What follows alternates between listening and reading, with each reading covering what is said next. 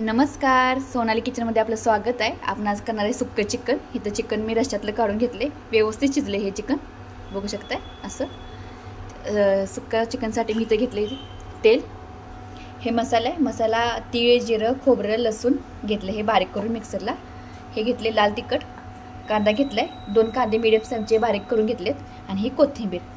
कढई गरम करायसाठी ठेवले। चला ह्यामध्ये घालूया तेल।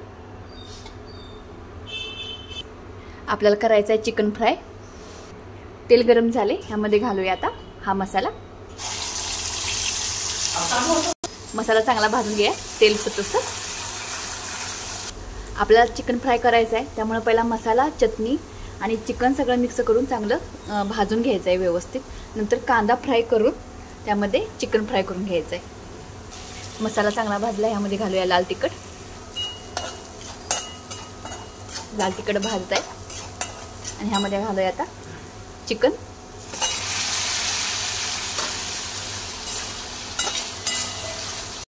मसाल्यामध्ये आणि लाल तिखटामध्ये आपण हे भाजून घेतले व्यवस्थित।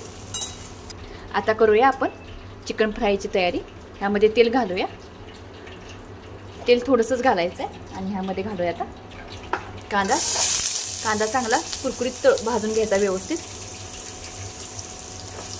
जास्त उशीर। अशा पद्धतीने एकदा फ्राय करून बघा, खूप छान लागतं। जरा डबल ॲप होतं, पण खूप छान लागतं। बघू शकताय आपण असा कांदा भाजून घ्यायचा आहे लालसर, आणि थोडा वेळ कांदा भाजून घ्यायचा असा, म्हणजे कांद्याचा वास व्यवस्थित चिकनला लागला जातो। कमी तेलात आपण आता कांदा भाजून झालाय आपला। आता ह्यामध्ये घालूया आपण चिकन। बघू शकताय आता चिकन घातलं यामध्ये। आता बघा आपलं चिकन फ्राय तयार होतं, एकदम कोरडं व्यवस्थित चिकन फ्राय।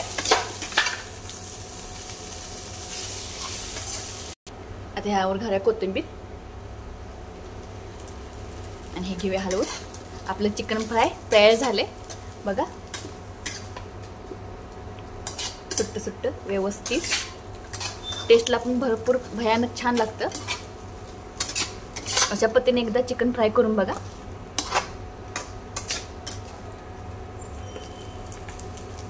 हे चिकन फ्राय आता आपण प्लेटमध्ये काढून घेऊया।